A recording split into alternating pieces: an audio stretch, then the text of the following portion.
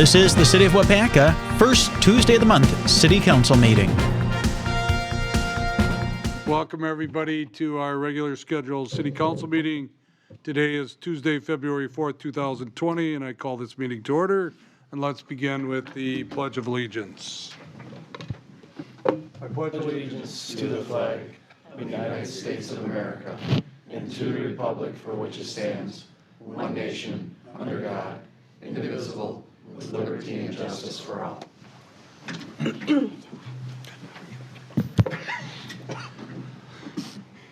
And we'll ask Sandy to read the clerk's open meeting statement for us.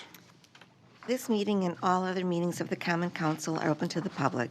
Proper notice has been posted and given to the media in accordance with Wisconsin state statutes, so the citizens may be aware of the time, place, and agenda of this meeting.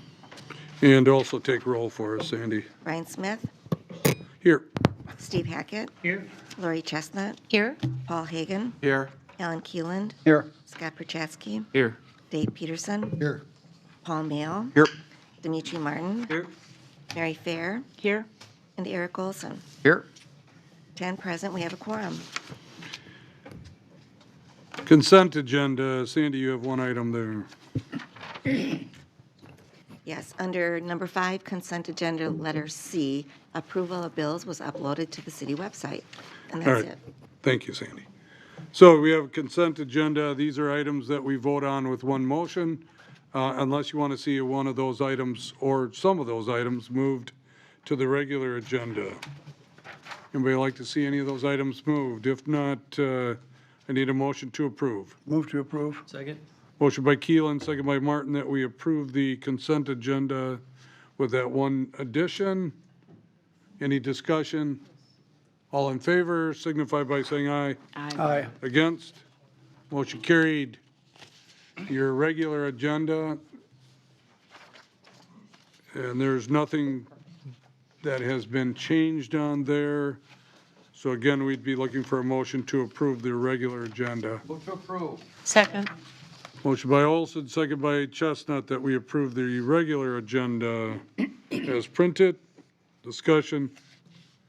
All in favor signify by saying aye. Aye. Against? Motion carried. Under non-agenda items and announcements, we have public input. This is for non-agenda item.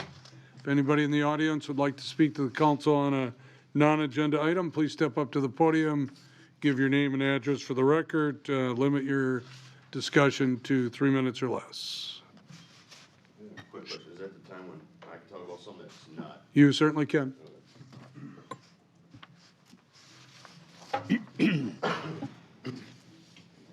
My name is Brett Gehring. I live on N2718 Duvenick Lane over off King Road. I don't know if you know it.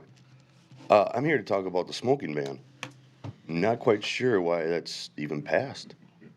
I don't understand as a free human being, how I'm not allowed to have a cigarette in an open air environment that is also a public public property. Can anyone explain that to me? Brett, and I know we met on Monday. Yeah. And public input, and not to steal the mayor's thunder here, but is for public input, and certainly, usually what happens is one of the staff members or myself will then kind of meet with the person if there's a concern. And more than willing to do that again. I know we had what I felt like was a good conversation on Monday. Yeah, I did too. Kind of walk through the reasons that that it has come up as a policy and that council approved it. Yeah. And kind of how that looks. Is there anything that, I guess in my meeting, that was not clear or that I could? Well, no, I mean, you explained it to me too. I just would like the rest of the council to explain it to me as well. I mean, I'm not trying to be a jerk about this by any means, but I don't get to walk all that far all the time. I have psoriatic arthritis, and some days it's horrendous. Roughly every 3 months, I could spend one day in bed because I just can't get out. I mean, some days I feel like I'm 20 again. But I don't even understand how 13 people passed this. I'm not hurting nobody. I did nothing wrong. And now my freedom's all of a sudden gone? I don't understand it.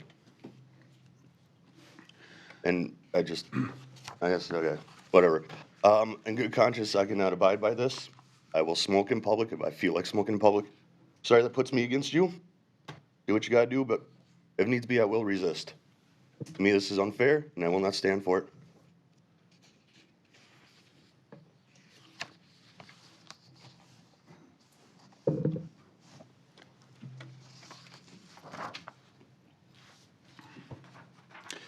Okay, let's move on to new business.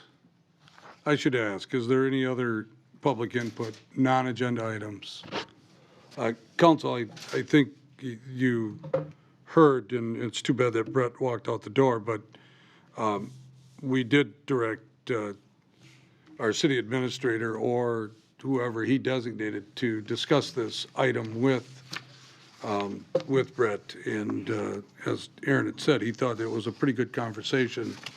So again, I'm not sure why he was back here asking for that same question. And I'll ask Aaron again to reach out to him, and maybe I can sit down with him and just see what else he would like to see us do. But sometimes there's nothing you can do, too. New business. We have work with GAPA Security Solutions to update the police department access control system. How come he gets a grand entrance? Yeah, you mentioned something and. We can't come late. Josh. Well, I'm sorry. Introducing Josh Warner. Okay, the past couple of years, we've been starting to experience some different issues with some of the different security systems at the police department. Anything just from some minor issues to outdated hardware to some of our vendors telling us what we're using is obsolete and they can't support it anymore because there aren't parts or expertise to work on it. And put into this year's capital budget is $20,000 to work on upgrading those systems. And there's kind of three components to that: the burglar alarm system, our security cameras, and then the one we're talking about tonight is the access control system, which handles all the electronic locks and fobs on their doors there. Current system's original from when that building was remodeled, probably 11, 12 years, give or take, something in that time frame. And most of the hardware on there is obsolete. The vendor no longer supports it. We've had some minor issues, and we're in a situation that the version of software we're on will not talk to new hardware. So if one of the panels dies or if we need to add another door, we can't without updating the software. If we update the software, then all the hardware we have needs to be replaced because a new version of the software doesn't talk to it. So we're kind of in a bad spot, and we're trying to be proactive and just get everything up to date and make sure it's in good working order, because I'm sure Chief can talk about the issues if that system failed and we had a quick unbudgeted expense on that. We talked to our current vendor. I reached out to the vendor that I worked with here at the City Hall building as well to get some options and some quotes on replacing portions of the system, mainly the controller boards on it. We're recommending going with the middle-priced option for $13,565, and we'd be switching to the same vendor that did this building and the same manufacturer that we're using at the rec center as well, to get up to date and get us into a good spot there as far as the hardware and the state of the system goes. And the reason for that middle cost option is, in the long run, that's probably going to save us the most money. Each door is independent of each other, so if one hardware component fails, it's less costly, it's easier to repair. The manufacturer of that system, the hardware is available to the end user, so it gives city staff the option to do work on it, as well as hiring out the vendor, whatever makes sense in the future. Software updates are free, and I don't think it will put us in the same situation we're kind of in right now with the current vendor. We're okay, this is out of date, this is up, if you want to get up to date, everything's got to be replaced as one. So I think long term it is probably the most cost effective option. And on the last page of the memo, I broke out the different components of updating different security items at the police department. There is one typo, the security camera replacement, that should be 4 cameras at $800. So if anyone did the math and didn't find that adding up, that's why that should be a 5 or 4 instead of 5. But all the different components, the access control, the alarm panels, the security cameras, everything we're looking to get where it needs to be falls just under that $20,000 total. So any questions? So, Josh, the amount then that we'd be looking at, is it that 14,000, 13,565. 13,565? Yep. Okay.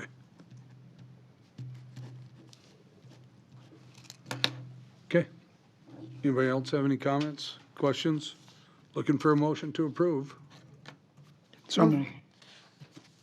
Motion by Keelan, second by Chestnut. We approve working with GAPA Security Solutions and converting the police department to an Infinis system at a cost not to exceed $13,565. Discussion? Sandy will call the roll. Eric Olson. Aye. Paul Mayo. Aye. Lori Chestnut. Aye. Mary Fair. Aye. Alan Keeland. Aye. Dimitri Martin. Aye. Paul Hagan. Aye. Dave Peterson. Aye. Steve Hackett. Aye. And Scott Perchatsky. Aye. 10 ayes, motion carried. All right, thanks, Josh. Next up, we have an affidavit of correction for an easement elimination, and that is Justin. Thank you, Mayor. My memo of this item can be seen on page 55 with documents supporting following that. So it's been mentioned at council and as Plan Commission that Presto Products is looking to do an expansion project, and right now they have some ideas, they have some plans of expanding their facility north to the CN Railroad. If you don't know where their property is, it's in our industrial park on the corner of Royalton and Wendt Drive. On page 57 is a map showing the about location of their property, and then also dealing with an easement. So the Presto Products came to the Board of Appeals on January 6th and asked for a variance on their rear yard setback. So out there in the industrial park, we had a 30-foot rear yard setback, which is quite large. In order to accommodate their building, plus a spur line, they asked to get a variance on that and have that setback reduced down to 4. That variance was granted. So what we now have in the way in that area are a couple of easements, which again are highlighted on page 57. So basically from Industrial Drive over to Wendt Drive, paralleling the CN right-of-way, we had 2 easements there. One was dedicated for city sewer and water. Another one just is kind of a generic description of a public utility easement. So that's both were in place and basically set within that setback, but now that that setback is gone, we need to get rid of those easements to allow their future expansion. We have utilities, both sewer and water, on all streets out there, on Industrial Drive, Royalton, Wendt, and Spent, servicing all the properties that are out there. Checked with the other private utilities, such as WPS, Charter, ATT. They have no utilities in those easements physically, and have basically service to all the buildings and properties out there pretty much in the same methods, either overhead or underground, all within the right-of-way. So this easement that's there, we determined is not needed anymore and is basically going to get in the way of a future expansion project by one of our local businesses.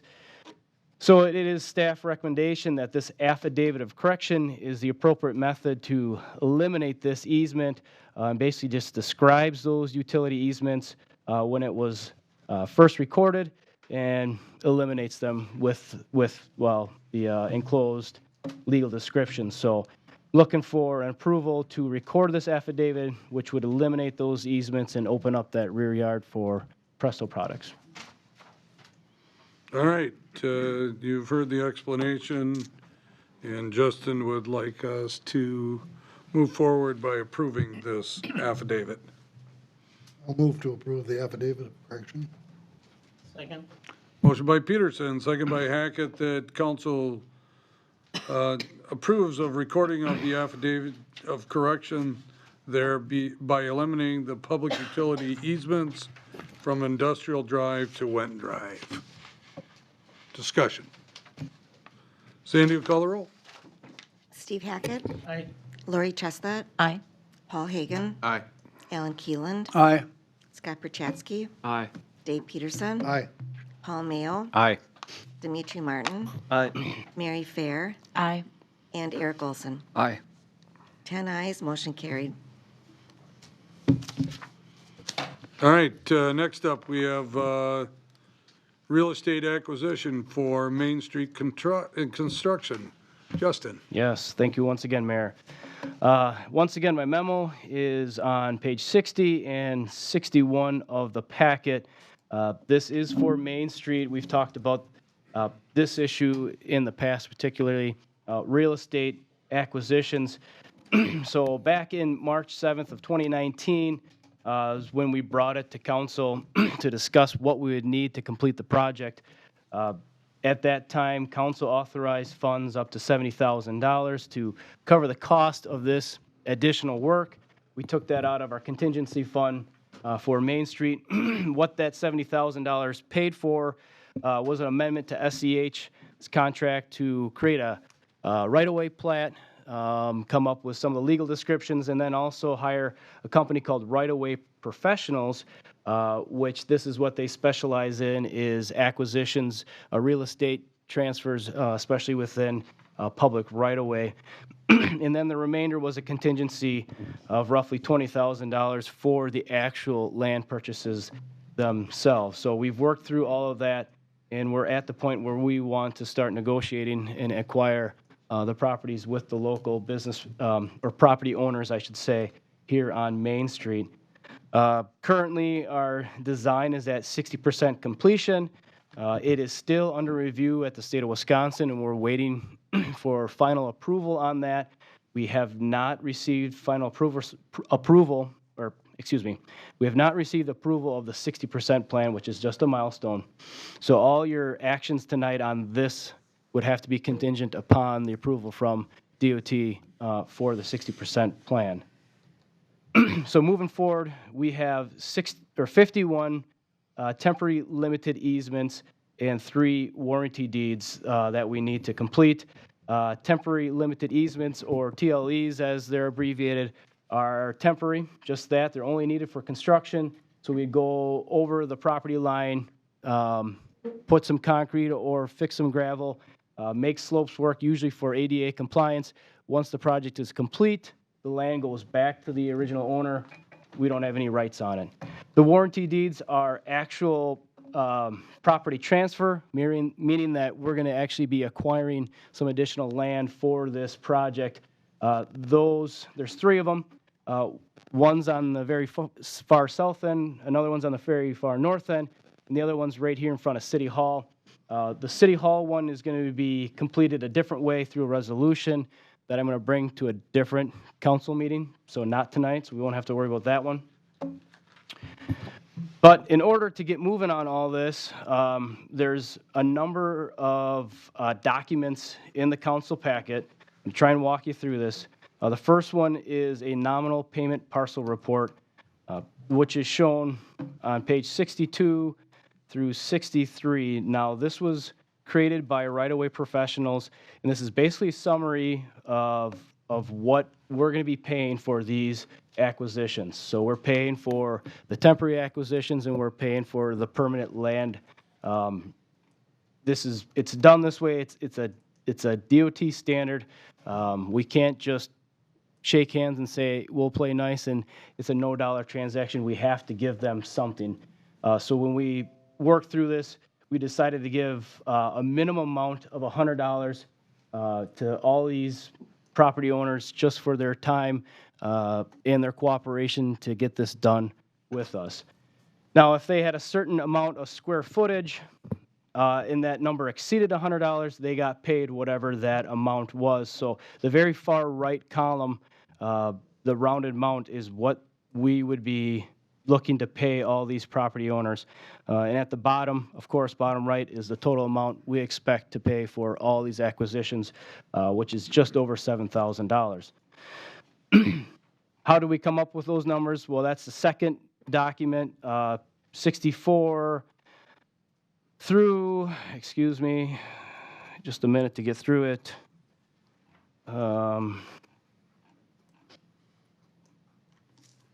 64 through 80 is a sales study. This was also prepared by right-of-way professionals. These are just comparisons. They do real estate comparisons in the area. 3 of those properties were within the city of Waupaca, 4 were without. That's where they developed the value of the land per square footage. So that what they came up with was $9 per square foot. So we were able to create the nominal payment by the information given from the sales study. The third item is the plat map. That is the part of the design work within Main Street. This will be in the final plans. Contractors will have this. But basically, this is the legal description showing all the properties that are affected. When you scroll through sheets 82, 83, 84, and 85, you'll see the hashed out or shaded areas. That's describing where we need to get these easements from and the properties from in order to complete Main Street. Most of them, as I mentioned before, are pretty minor. They're a foot or two. When we just need it to get beyond the right-of-way just in order basically to create favorable slopes for ADA compliance. That's the majority of them. This document had one change I was notified of today. Parcel number 49 is actually a different owner. So with the approval, we would make sure we got the updated information, I guess, approved for tonight. So just a footnote there.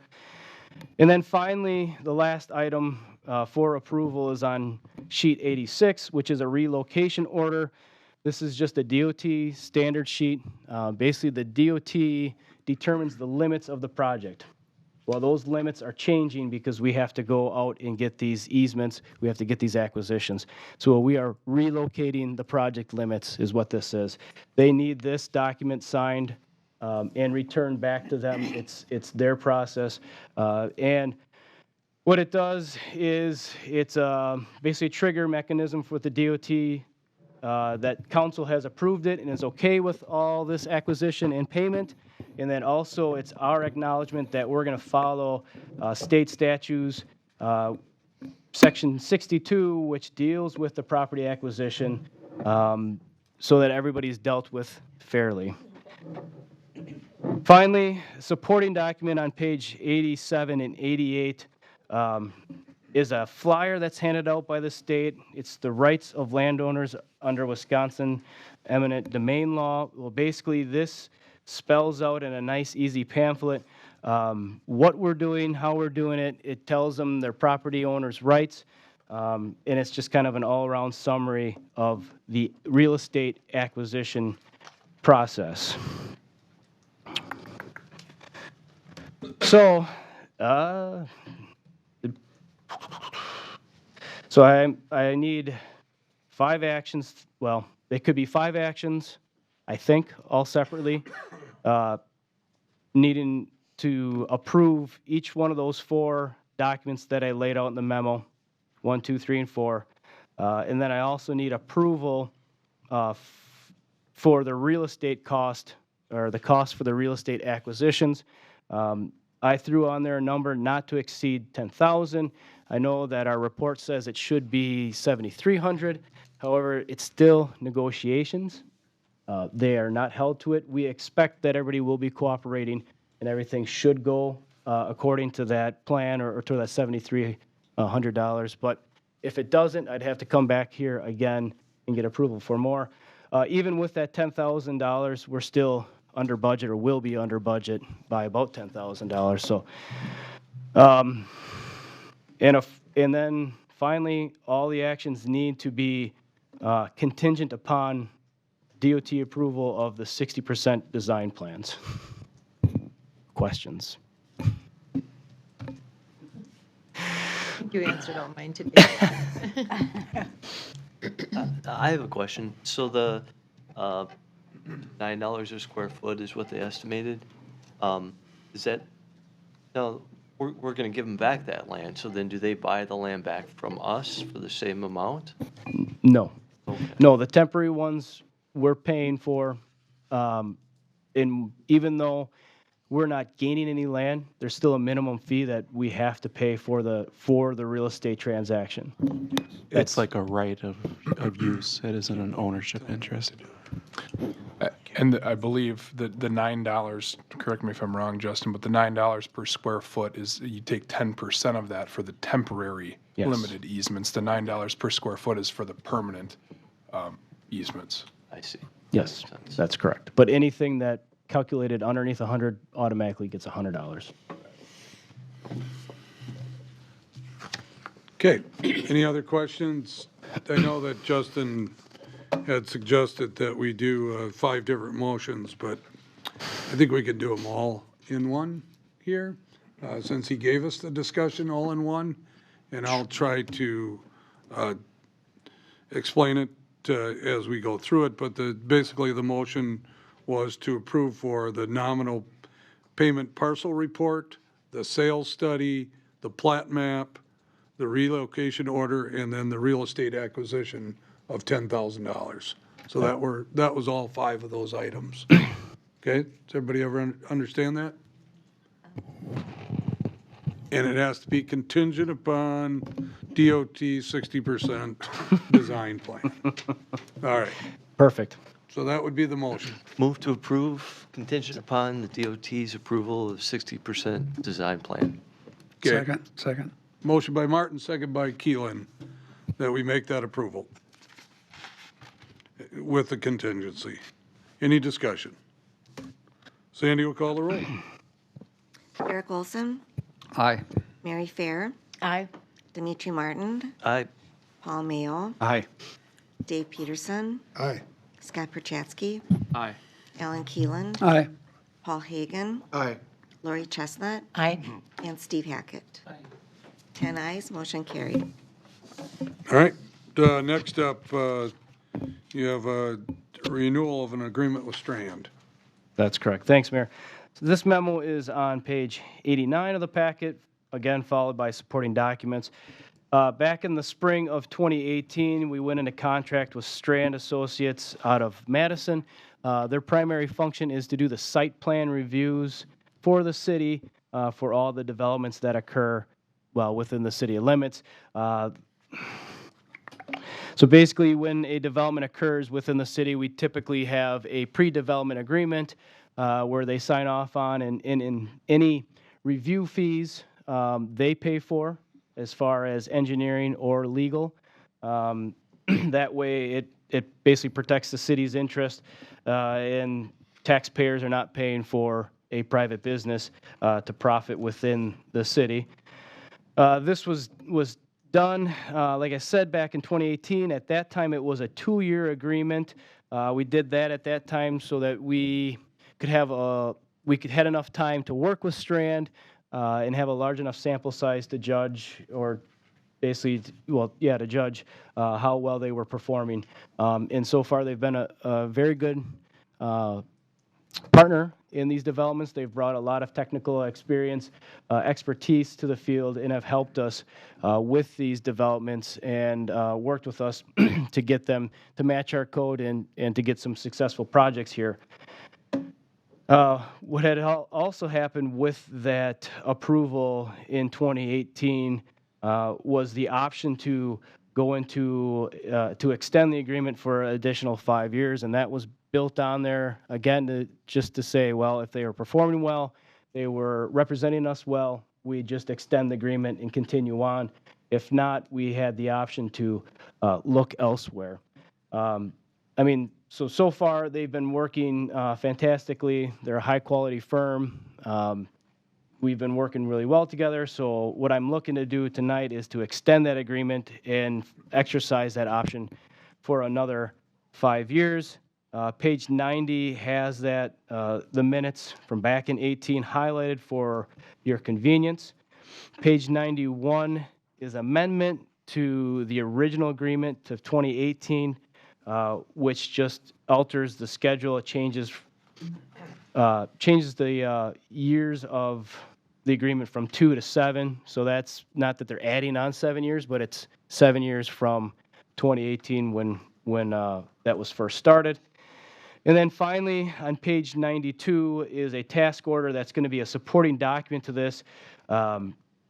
What they have on here is an estimated expenses of $25,000. How we came up with that was last year we had $5,000 worth of design fees that Strand performed through these site plan reviews. So 5 times 5 is 25. It's something they wanted in there for their books. That's not going to be paid by the city. It's paid through these development agreements. So it's something that they wanted in there as far as their accounting and budgeting practices go. And then finally, 93 on is the original agreement back in 2018 for informational only. So the action I'm looking for tonight is to approve Strand's amendment number 1 and extend the contract for another 5 years. Second. Motion by Hackett, second by Prochatsky, that we approve the agreement to go on for technical services and extending the contract to the year 2024 with Strand and Associates. Discussion?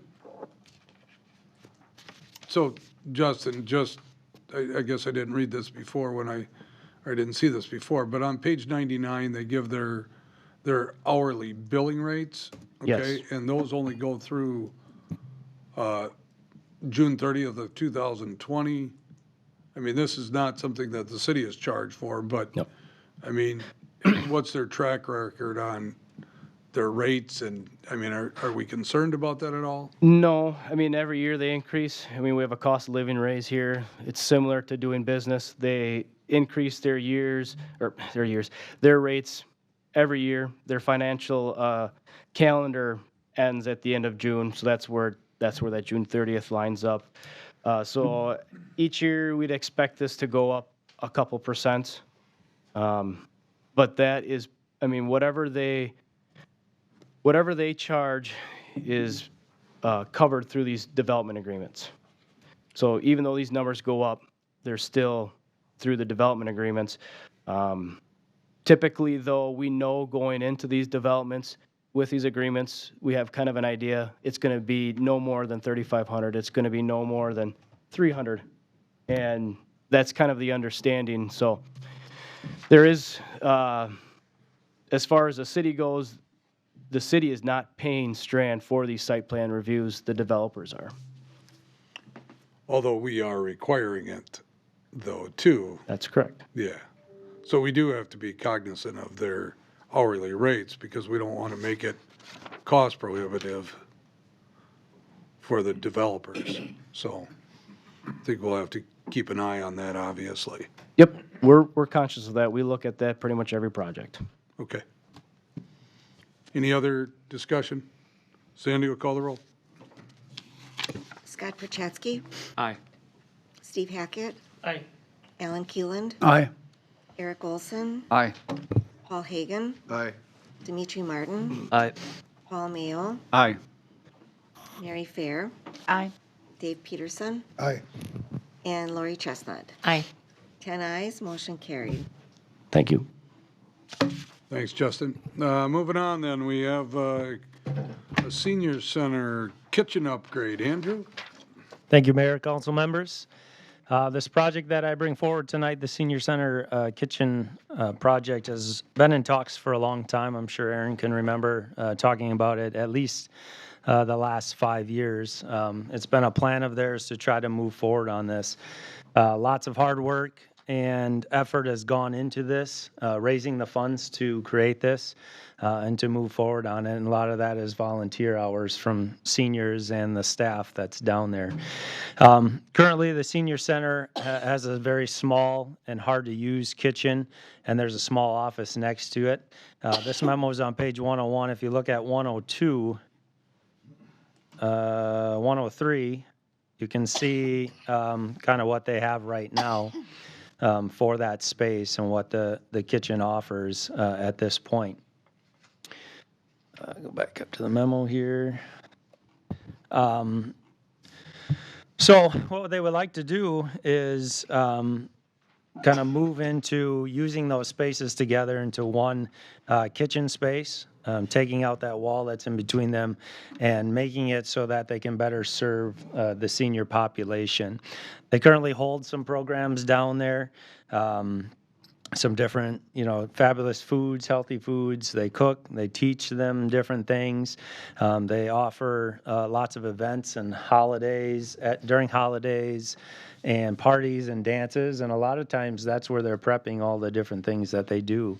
It is very difficult. As you can see, only 2 or 3 people would fit in there at one time, and a lot of times they're kind of spread out trying to make sure everything is done and being used appropriately. So what they're trying to do is expand it and make it so they can expand programming, they can offer more programming, they can offer more events and different parties and anniversaries, and hopefully at some point possibly get into doing rentals down there as well as a revenue source for the city to do that. So if you take a look at the pictures on 103 of what it was, if you move past that, 104, you'll see the quote for the cabinets from Torborg's, and then you'll see some of the different design options or the different design that they came up with.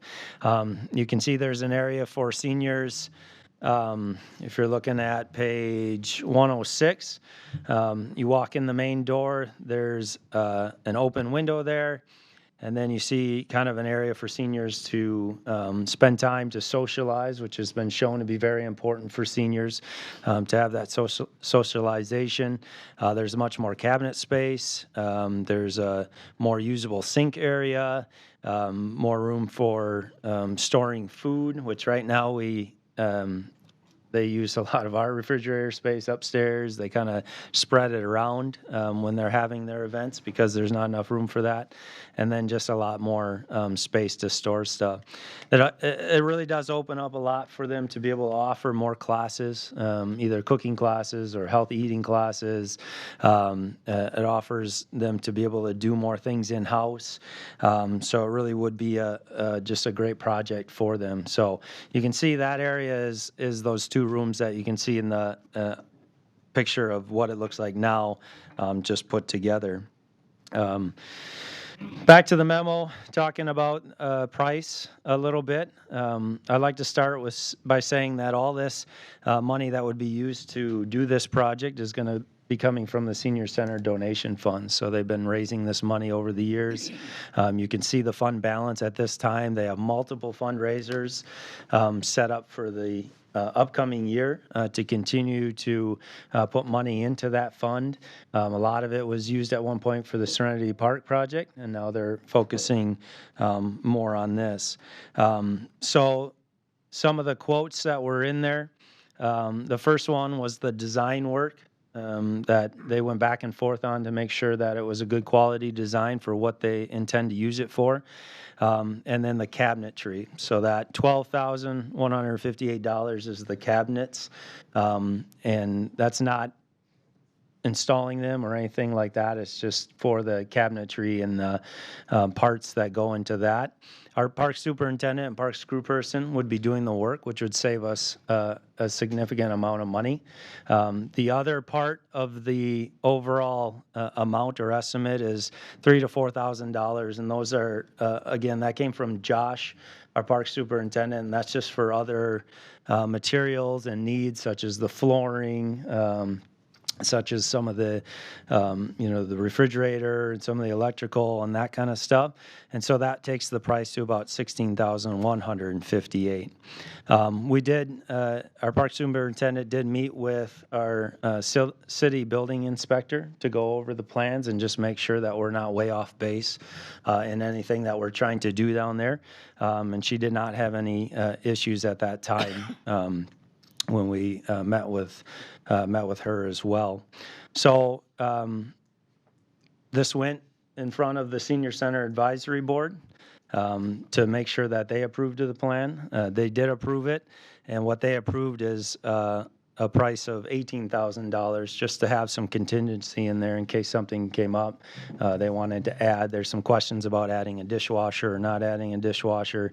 So it was approved by the Senior Center Advisory Board on January 21st and to bring it to council at this point. So what we're looking for tonight is just a recommendation from City Council to move forward on the proposed Senior Center kitchen upgrade project with all the funds coming out of the Senior Center donation fund in an amount not to exceed $18,000.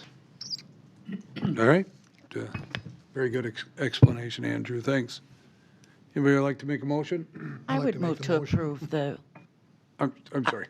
I move to approve the project Okay, for the I'm sorry. senior center. Motion by Fair, kitchen project. second by Peterson, that we approve the proposed senior center upgrade to the kitchen in the senior center at an amount not to exceed $18,000, with all of the funds coming from the senior center fundraisers. Any discussion? I do have a question. Yes. This is coming to council not because we're approving funds, but because it's part of the city property that's being modified? Okay. Well, I think we still need to, Kathy, you'll have to answer the fund part of it. We'll still need to have council approve the use of the donation funds. Okay.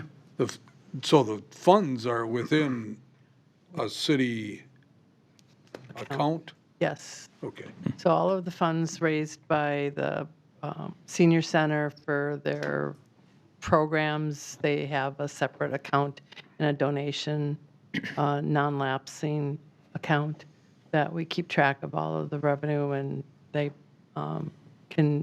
built up enough of it in that fund to be able to do this. Okay. It's not taxpayer dollars. Okay. Any other questions, discussion? Sandy will call the roll. Steve Hackett. Lori Chestnut. Aye. Paul Hagan. Aye. Alan Keeland. Aye. Scott Perchatsky. Aye. Dave Peterson. Aye. Paul Mayo. Aye. Dimitri Martin. Aye. Mary Fair. Aye. And Eric Olson. Aye. 10 ayes, motion carried. Thank you.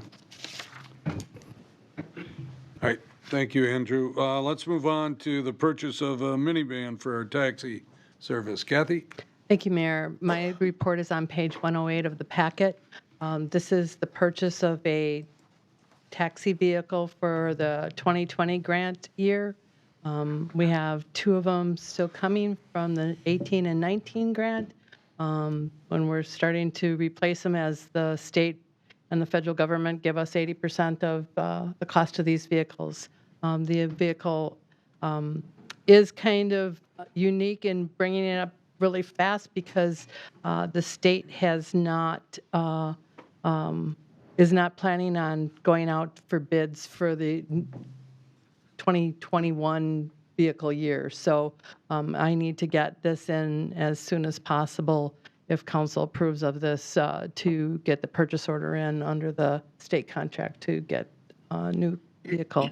As you can see from the inventory that we have, this would be probably replacing a vehicle that has over 200,000 miles on it, just to keep up our fleet. And the money is budgeted to be used under the one-year note in the capital improvement budget. Okay, so as you look at page 108, you can see the breakdown of, sorry about that, the breakdown of all of that. And Kathy is asking that we approve going forward with the purchase of a minivan replacement. I make a motion to approve. Motion by Lori Chestnut, second by Hackett, that we approve the purchase of a 2020 rear-loading accessible minivan from Ewald Automotive Group out of Heartland, Wisconsin, in the amount of $37,949, using 2020 Wisconsin DOT capital grant funds and the 2020 capital improvement fund for the city's share, which is 20%, and that amount is going to be $7,150. $590. Any discussion? Sandy will call the roll. Eric Olson, Aye. Mary Fair, Aye. Dimitri Martin, Aye. Paul Mayo, Aye. Dave Peterson, Aye. Scott Perchatsky, Aye. Ellen Keeland, Aye. Paul Hagan, Aye. Lori Chestnut, Aye. and Steve Hackett. 10 ayes, motion carried. All right, thank you, Kathy. Thank you for staying on top of the state budget, too. I appreciate it.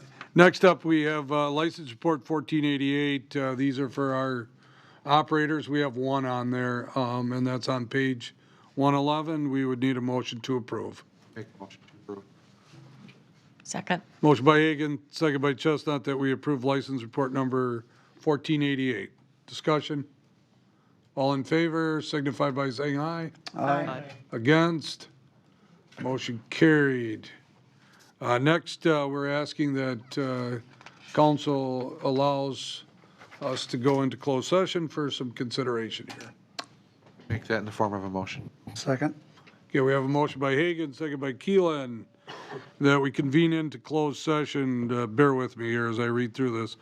Into closed session pursuant to Wisconsin State Statute 19.85, Parent 1, Parent C, considering employment, promotion, compensation, or performance evaluation data of any public employee over which the government body has jurisdiction or exercises responsibility, and 19.85, Parent 1, Parent F, considering financial, medical, social, or personal histories or disciplinary data of specific persons, preliminary consideration of specific personnel problems, or the investigation of charges against a specific persons, except where paragraph B applies, which, if discussion in public, would be likely to have a substantial adverse effect upon the reputation of any person referred to in such histories or data or involved in such problems or investigations. Okay, we have a motion and a second. Any discussion? Sandy will call the roll. Lori Chestnut, Aye. Steve Hackett, Aye. Dave Peterson, Aye. Scott Perchatsky, Aye. Eric Olson, Aye. Mary Fair, Aye. Ellen Keeland, Aye. Paul Mayo, Aye. Dimitri Martin, Aye. and Paul Hagan. Aye. 10 ayes, motion carried.